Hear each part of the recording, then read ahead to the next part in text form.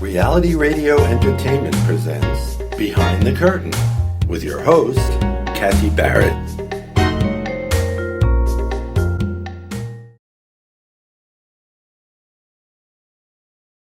And what is really frightening to me now is that we have legislators, people that are now creating law, are in charge of creating law. There is no more Republican Party, it's the MAGA Party. I don't care what they say. They believe in white supremacy. Therefore, hire to the highest bidder, a billionaire who does not want to pay taxes, who also wants to make sure that white supremacy lives on.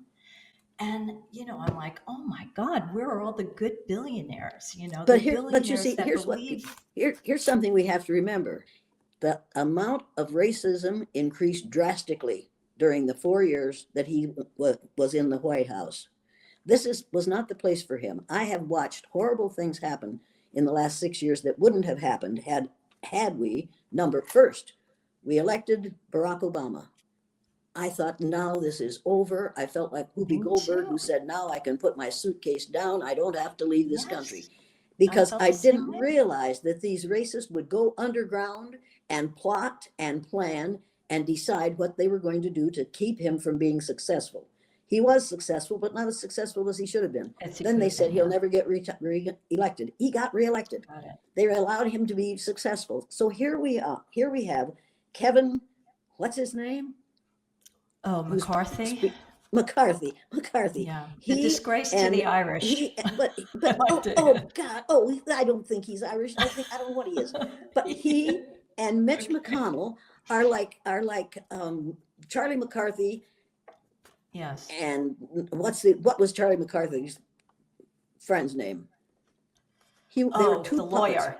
The lawyer. Yeah, Charlie McCarthy, and Mortimer Snerd. And Mitch McConnell looks like Mortimer Snerd. And I look at those two men and I think they are sitting on Donald Trump's knee, and he has his hand up the back of each one of them, and he's moving their mouths, and he's throwing what they need to say into their mouths. And that's exactly what's happening. These two men are puppets. Yes. And Donald Trump is the puppeteer, and he isn't smart enough to be that. We have to realize that we have been grossly misled. For 4 years, we were grossly misled. And now we have a whole bunch of people who are willing to follow that man through the hole in the wall. Which is so crazy to me. I don't understand it. I can't make any kind of sense Pied Piper all over again. This is the Pied Piper of Hamlin. He is leading these people through the hole in the wall. And the other thing that gets me crazy is, the original fathers, the Constitution. James Madison was considered to be the father, right, of our Constitution, and yet he was a slaveholder.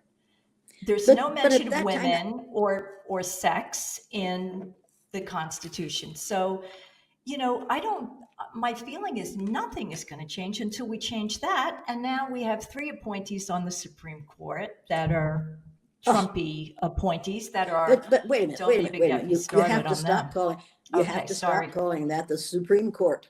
It is not the sperm court. It's the sperm court. Same letters, but in a different order. Yeah. Because all those people think about are sperm cells and how we can use them to increase the number of white children in the United States of America. This is what this is all about. And people have to be aware that this is absolutely inhumane. And it is counterproductive. We can't do this. There's no way that white people can increase to be the numerical majority in this country. Right. On the face of the earth, only 15 to 18% of the human beings on the face of the earth are classified as white. Did you know that? Yeah. 15 to 18% are classified white. Come on, people, wake up. You are outnumbered now, and you are going to be outnumbered forever because you don't really exist. We are all just shades of brown. And it's time for parents to take their kids to the thesaurus and show them all the synonyms for brown and have them pick out one that matches the color of their skin. And from now on, say, I'm pecan. I'm one of these humans. Right. 2 young two young women called me a couple of years ago and said, from now on, when we have to fill in a form that says race, we're going to put human. I said, great. What are you going to put? They want your skin color. And one of them said, I'm going to put mocha. The other said, I'm putting chocolate. I said, good thinking, because those are colors that describe the color of your skin. Mocha and Yes. chocolate. That makes good sense. If we could teach that to kids instead of saying, oh, here's another little black boy in my classroom. No. Because if you then send that third grader to the dictionary, look up the word black. And the first two words are savage and evil. Yes. Look up the word white, pure and good. Purity. Yeah. Yes. So Yeah. you teach children that your must be savage and evil because of the color of your skin, and we call you black, and you must be pure and good because of the color of your skin, and we call you white. Those two words should never have been used to describe human beings because they are totally inaccurate. Anyway, is there I anything agree. else you'd like me to say at this point? I'm just, Yes. look, here's the problem. I'm Yeah. 89 years old. I'm probably not Yes. going to live a whole lot more years. I've got to get this said to as many people, as many times as Okay. I possibly can, because we have to educate ourselves and our students, our children, and our parents and our grandparents in a different way for the future, Yes. or we will have no future. Well, I do want to say that I was going to go into some other political stuff, but I don't want to aggravate you anymore thinking about this because it is a day where we should kind of reflect on a beautiful man.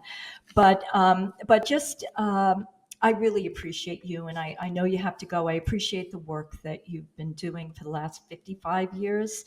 And I do have to say, you do inspire me, as well as people like Tim Wise and a friend of mine, Dr. Kitty Oliver, who also does, lots of work in this fashion. And, it inspired me so much that I, as somebody who considered themselves to be, a liberal, anti-racist, but I said, your work got me thinking, and I want everybody else in my position out there to start to do what happened to me. I started to say, you know what? Why are you not doing more? You're not dismantling racism by That's right. sending checks into Black Lives No, Matter, or what's the other one? The law firm, I can't, Southern Poverty Law Center, or being in marches. All that's great, and you can continue to do that. But I'm not making any changes. I'm not doing anything to dismantle racism.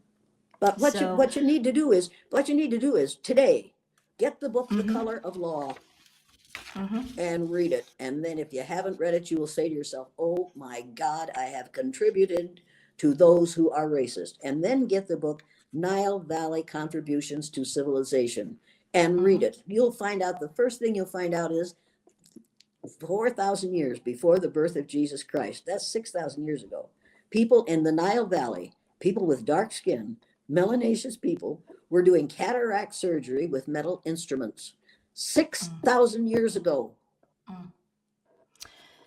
well, Sweet Jesus, didn't we ever realize that how brilliant those people were?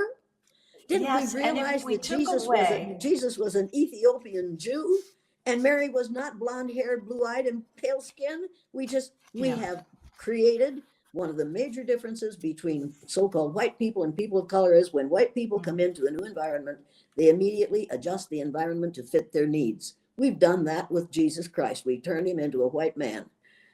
that's right. When people of color come into a new environment, they immediately adjust their needs to fit the environment. And you see the difference all around you, and you think, good Lord, we might never have had the problem with climate change if we hadn't destroyed the earth that we're living on. If we had been more careful, if we had adjusted our needs to fit this environment, we might never have used all these fossil fuels. We might never have put ourselves in a position where we're going to have to stop using gas stoves because we have now discovered that we're going to run out of that particular thing that we need. We're going to have to change our lives considerably in the future if we want to have a future. And we're playing catch up ball. We're way behind We are where way we should be behind, now. Yeah, and this is really scary. I'm glad I'm this age. Yeah, I'm glad it I'm is this age. very I don't have to scary. look at it. No, I understand how you feel, but I just wanted to share that I'm going to my local school board and engaging them in a conversation about why there isn't more diversification where I live in my community. I'm going to go Here, to the wait. companies and do the same thing. You know, the Wait, here's something. corporations, the banks. Here's Yeah. something you should do. Here's something you should do Monday, not next Monday, not today, because they're not in school today, are they? Anyway, Right. next Monday, Mhm. go to the school and take a copy of the Peters projection map. Have you seen it? No, no. Oh, good Lord. Oh, good Lord. Mm. Well, wait a minute. Do you have a second? Sure. Let me show you something. Let me show you something. Yeah. And I'm also going to ask them what's being taught in terms of the critical race theory, which I know you have a new name for, which I love. Yeah, it isn't critical race theory. Don't use that those Okay. terms. No, I Call it wanted you to tell us, re-educate us. curriculum respecting truth. I love it. And there's no problem with curriculum respecting truth. This is nothing. No. We've got to stop blaming it on race and stop talking about race, because there's only one race. There is only one race of people on the face of the earth. This is the Peters projection map. Okay. Now, look at Greenland here. See this little tiny thing up here called Greenland? Yeah. Yeah. On the Mercator map, Greenland hangs down here in the middle of this like a great big ripe plum. Wow. This is the Peters projection map. On this map, the equator, I can't see myself. The equator is halfway between the North Pole and the South Pole. On the Mercator map, it's 2/3 of the way down the map, because the Pope commissioned Mercator to make a map that showed the spread of Christianity. So the countries in the northern part of the earth are bigger than the countries on the southern part of the earth. The Peters projection map divides the earth into 2 equal parts. The Mercator map divides it into 2/3 and 1/3. Kids have to see the truth. You can get this Peters projection map from odtmaps.com.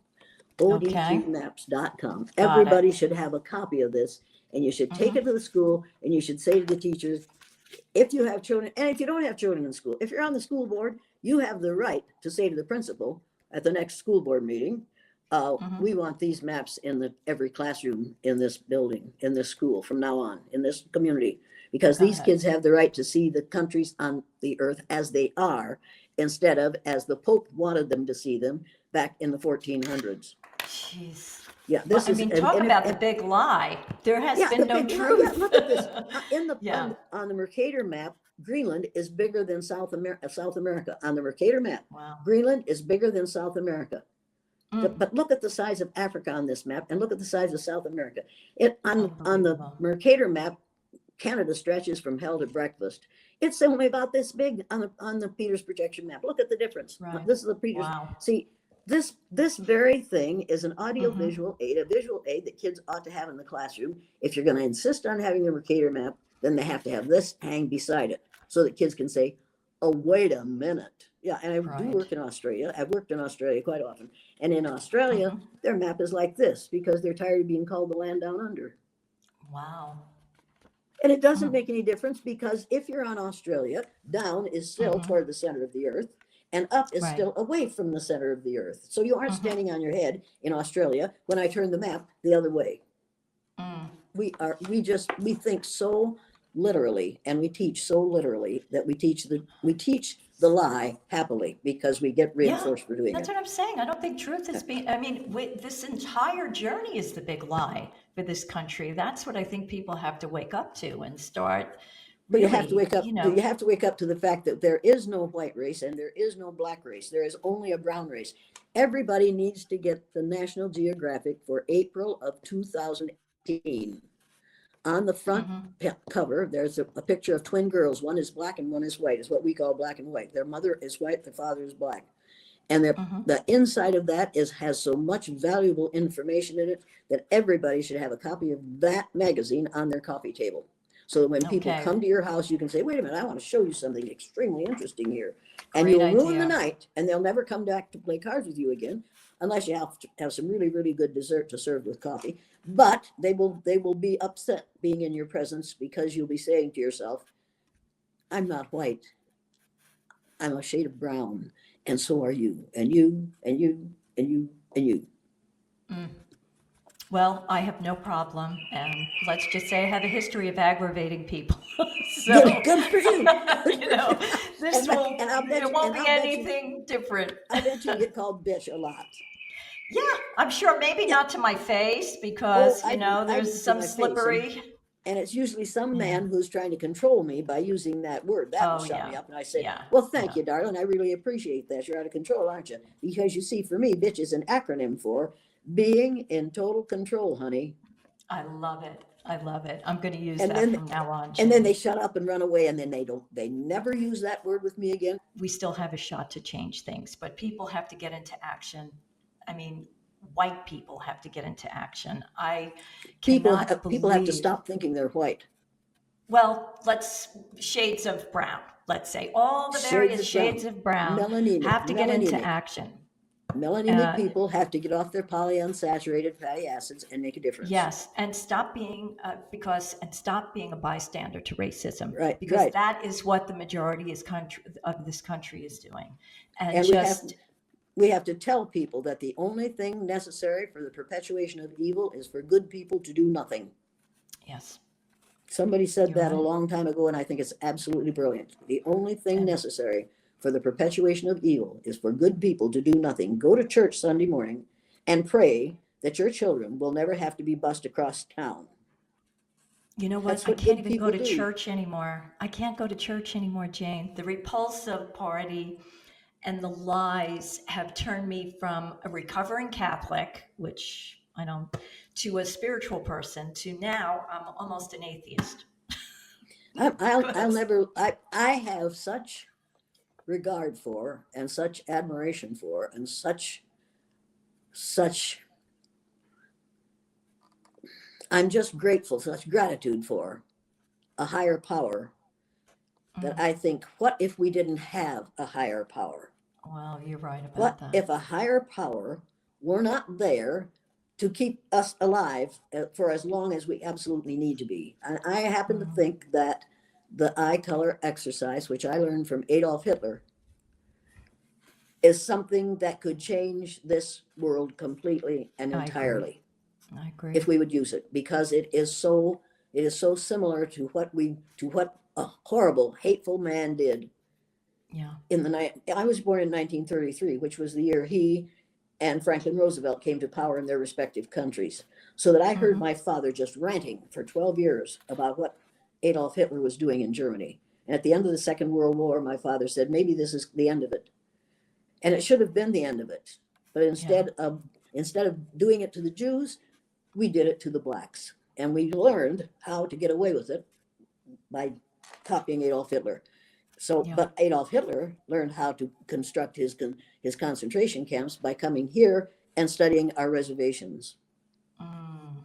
Yeah, and that's Oh. another thing people don't realize, that we Mm. taught Adolf Hitler and his followers how to do what he did to people on the basis of not just their religion, but also the color of their skin and a whole Mhm. lot of other things. A lot of people got put in concentration camps and killed. How many million people? Because one man wanted to rule the world. And what's most frightening about that for me is, in his bedside table in a locked drawer, Mhm. Donosaurus T. Rump has the book, The New World Order, Mm. which is the writing of Adolf Hitler. Think about that. And if you're my age, you watched that happen and said to yourself, this is Hitlerian. Yes, it It is. I is, mean, it it's was, he. and They it follow his playbook. They're absolutely still they are. They're following his using he is playbook using in the his playbook, and yes. unless people are aware of that, but you see, kids don't study the Holocaust for more than a No. paragraph in their social studies books, so they don't realize that there are those of us who remember it. There are people in my neighborhood, not in my neighborhood at home, but here in California, who still have the numbers tattooed on their arms. Yes. So we have to teach the history of what happened then, because those who forget the mistakes of the past Hmm. are doomed to repeat them. You know And that's what exactly Germany what we're doing. does? That's it, right? Germany school system. They have made museums, right, out of the death camps, and they take their children and they Right, educate their children about it, right? right. Which is to me the right way to kind of do this. And I went Absolutely. there a couple of years ago. I went to Dachau. And I have to tell you that from the time I got there, and I had to take a train and a bus, and not that my voyage was anywhere near what happened to the people that were murdered there, but by the time I got there and I walked, I was like, oh my God, the gates, you have two streams right outside the gates. It looks fabulous. I would be thinking this is going to be better than where we came from. And then you walk through the doors and they take you through how the orientation, how you would have been taken in, when your clothes would have been taken off. I have to tell you that I was there for maybe 8 hours, right? And then I was like, I didn't eat, I didn't do anything. I could feel the horror, the Yeah. spirits, the devastation. I could feel it. I went, my husband was in Europe on a job and I went there to visit him. I went back to that hotel, Jane, and I couldn't get out of bed for 3 days. And I came home and kept saying to my friends, everyone in America should be required Yeah. to go to a concentration camp Yep. and spend time there and really see what happened in history and feel it. Right. And the same thing with the Mhm. lynchings that went on. We need to go there and, you know, to Alabama and cross the Pettus Bridge and, you know, take a civil rights trip, which a friend of mine did last year. And she was saying, you have to do it. It's so important for even, for not just adults, but children especially to experience this because they're not being taught what they need to be taught in history at all, at all. They only get a tiny piece of the story, and most of Because what they're told is lies. we don't want them to think less of this country. No, I think they're What if just dumbing them down so that they yeah, but can. they don't want to tell the truth because Well, we true. won't be good American. When my granddaughter was in 7th grade, she came home and she was in, it doesn't matter. Anyway, she told me that they had learned about some massacre. I said, wait a minute, did your teacher teach you about the Mountain Meadow massacre? She said, what was that? I said, that was when a wagon train was going across Utah and the Mormons came out and killed all the people in the wagon train except one, and one little girl lived because they didn't want those people in Utah. I said, you ask your teacher if he's going to teach you about the Mountain Meadow massacre. Interesting. So she called me the Interesting. next day and said, Grammy, you got me in a lot of trouble. I said, what did I do? She said, I asked the teacher if he was going to teach us about the Mountain Meadow massacre, and he took me out in the hall and he said, Grace, don't ever ask that question again. I am not allowed to teach you children about that because you wouldn't be good American citizens. Do not ask that question again. She said, so I can't ask that question again, Grammy. I said, ask him if he'd like for me to come out and teach you about the Mountain Meadow massacre. She said, oh, Grammy, don't come to school. Don't come to the school. I said, don't worry, Grace. I'm not going to come to the school. But you might threaten your teacher with it. And then he might think twice. They fired that teacher. They should have fired him. They should have fired him before. Sure. The kid Sure. said, he refuses to teach us about the Mountain Meadow massacre. Wow. So you see, we don't It's teach really- history. We teach No. his story, and we leave women out of it His for the story. most part. Yes, you're right. We do. I really wish, my wish for 2023 is that you live 100 years. We need you Don't so say much on that. this planet. I know you don't want to, but we need you, Jane. You have to hang around. I'm Well, sorry. You here's just what'll do. happen. If people like you decide to open their mouths and stop just going along to get along, if enough Yeah. people like you stand up and say, no more, we're not having this in the schools in this community, we're going to teach our students the truth. We're going to stop calling this country America. America is everything from the northernmost point of Canada to the southernmost point of South America. All the citizens in all of those countries are Americans.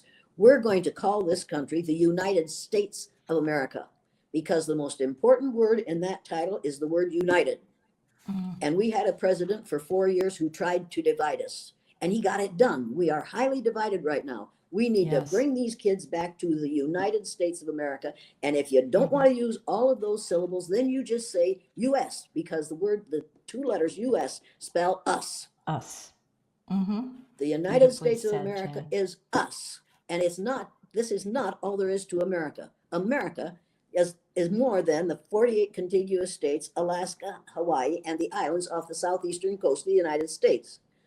America is all of that, but the United States of America is a specific place where we have told people in our Constitution that you are free. If you come to this country, you will be free. You will be a free United States citizen. Now, by the gods of war, either make good on that pledge or stop Right. saying it and Yes, take the true. words under God out of the pledge. Every Yes. educator should say to her students, we are not going to say the Pledge of Allegiance to the flag with the words under God in it, because I know that some of your parents don't believe in praying publicly, and some of your parents don't believe in God, and some of your parents believe in Yahweh, and some of your parents believe in Allah, and some of your parents believe in the Great Spirit. And sure, somebody's going to say, well, they're all the same God. No, they aren't. Our beliefs are different. We have a right to see God in a different way. What you need to do is say to the teacher, the people in the school that you're working in, number one, we're going to change the maps. We're going to use the Peter's projection map in all your classrooms from now on. I want you to study it, and I want you to get familiar with it, and I want your children to see this map instead of the Mercator projection map. Number two, we're going to say to our students, you don't have to say the words under God in the pledge, because we have separation of church and state in this country, and I don't have the right to ask you to say God in the classroom. That was against the law. But Yes. Dwight Eisenhower let that be changed. We need to change it back. We need to put the schools back to what they were, which is a place where every child is welcome and every child is taught to read and write at least. Now, another thing you're going to do as a school board member is say, I want an Orton Gillingham trained tutor at every grade level, K through 6 at least. Because because from 20 to 30% of your students are dyslexic, whether or not the psychologist says they are, they are. And if every teacher, or if one teacher at every grade level, knew how to teach Orton, Slingerland phonics, every kid at that grade level would learn to read and would be reading at grade level before they left the room. Orton Gillingham phonics advice. could change the reading level and the graduation rate in your schools. You need to take that to the school board. And if they don't Okay, understand because that, you proved it, and then I'll have them look at the videos and right. the Those 16 exercises and kids so in the eye on. of the storm Yeah, are all you moderately proved to it. severely dyslexic, and they went from the first grade level to the fourth grade level, and some of their independent reading level was sixth grade level when they left my classroom 9 months after I got them. It's amazing. So if every teacher would use Orton Slingerland phonics, or at least know what it is, Right. every kid would leave school knowing how to read and would graduate on time. Jane, you are just the greatest to me, okay? I know that you don't like compliments and all that, but just know it is heartfelt. I do adore you. I am in awe of the work that you have achieved. And I just am so grateful that you came on the program today. I'm quite honored, especially on Martin Luther King Jr.'s Day. Bad day. It's a bad day, but we celebrate his life today. And you have done so much in honor of Dr. King. And I hope that you will take that in and feel that just a little bit, because Well, your work I'm has happy been that you feel outstanding. that, but it's nice that you say those things. I appreciate it. But get a card pack and teach some kid how to read using Orton Gillingham phonics. I'm going to do it. I'm going to get it, and I'm going to make that pledge to you. Okay? Why don't you get 3 teachers, which is what I did day before yesterday and what I'm going to do next week. 3 teachers around your dining room table and say, do you know these sounds? And let them know that they don't know the sounds of the language. And if you don't know the sounds of the language and how to spell the sounds of the language, then how the devil can you teach it to little kids? And they can't. They need to see the Orton Slingerland work. And I don't get any money for telling this. No, I just I get the understand. satisfaction of knowing that some Of other knowing boy, and 4 out of 5 dyslexics are boys. This is a boy Really? problem because it comes down from the father's side. So these little boys have the right to learn how to read and spell, whether or not the Yes. teacher knows about dyslexia. Get the film The Eye of Okay. the Storm and show it to some teachers and say, all these kids are dyslexic. None of them were expected to graduate from high school. They all graduated from high school. One of them became a lawyer, and one of them became a junior and senior high school principal. And at least 5 of them went on to more education after high school, post-high school education. So don't let anybody Fantastic. tell you that these kids can't make it. They can. All they need is teachers who know what's going on. I'm going to start with the Okay. teachers in my family. Jane. Okay. Oh, you have teachers in your family? I do. I have 2 nieces that are teachers. And And so what I'm level? going to bring it up. One teaches the 4th grade, I believe, and the other one the 2nd grade. Oh, those are both perfect Yeah. grades for learning the Orton Slingerland tool. So I'm gonna buy it for Write this them. down. Write this down. Yeah. Rome, R-O-M-E, Yeah. and Osman, O-S-M-A-N, Uh-huh. Rome and Osman Language Toolkit. Tell them Okay. to get the Rome and Osman Language Toolkit and the manual that goes with it. Okay. I'm going to buy it for And them. yeah, I would if I were you. It's expensive, but Yeah. Okay. how much are you willing to give to have 30 kids who couldn't ever graduate from high school suddenly learn to read at the second and fourth grade level I and then would go on to rather oh put my yeah. money there than Oh, someplace it's really else. wonderful. So It's really I wonderful. thank you for that gift, for that information, because now this will be their birthday gifts Okay, along and you with your tell them, video. and I expect them to give me a call, and I'll tell them exactly, Okay. step by step, how to teach Orton Slingerland phonics. And I will if do I that. can learn it, so can anybody else. I will do that. You are a Okay. treasure, an American treasure. Jane Elliott. Please, folks, go to janeelliott.com. I just bought 2 of your wonderful T-shirts, by the way. I can't wait Oh, till they come so I can wear them, and I will wheel them up to my meeting with the school board. you are not going to be loved. I'm warning you. That's Oh, all right. you're setting yourself I'm up. But ready hey, for it. I'm a tough girl from Brooklyn underneath all this, so and you can get that's away where with I it was because you're born and white. raised. You're what we call I white, and you can get away understand. with it. I You know. know I that, and know. I know that. But I do. I see those big brown eyes. So I see some There you African go. there. That's right. That's right. There definitely is. There definitely. Yes, I there have is. an African soul. I really do. Yep. Thank you so much, Jane, and I really do appreciate you coming on. The best to you and your family, and stay well. Stay Oh, well. Take care I'm of going to stay. yourself. I'm going to stay healthy. I'll never be well because I'm not good, but I am going to stay healthy. And You're thank you very very much. good. Okay, Jane. Take Thanks care. a lot. Bye now. All right. Bye-bye now. I want to thank my guest, Jane Elliott.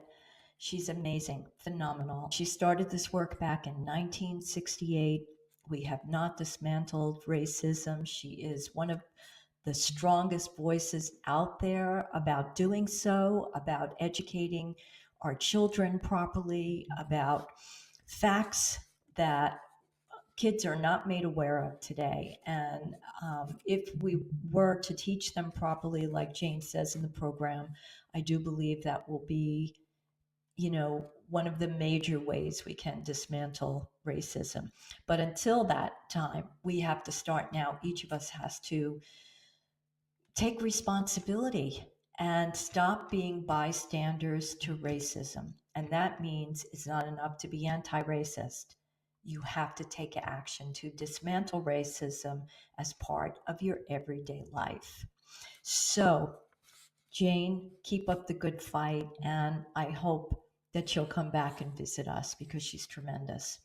And I want to also make a request that you go to YouTube, you search for Jane Elliott, you will see an Oprah show come up. Watch that Oprah show. Jane Elliott is the guest, and she takes Oprah's audience through the brown eyed, blue eyed exercise. It is must see TV. And as you're watching it, just go within yourself and start to ask some questions. Am I bigoted? Am I racist like that person? And see what you come up with by the end of the program. I want to thank you for tuning in. I don't take your listening for granted. And until next time, peace, everybody.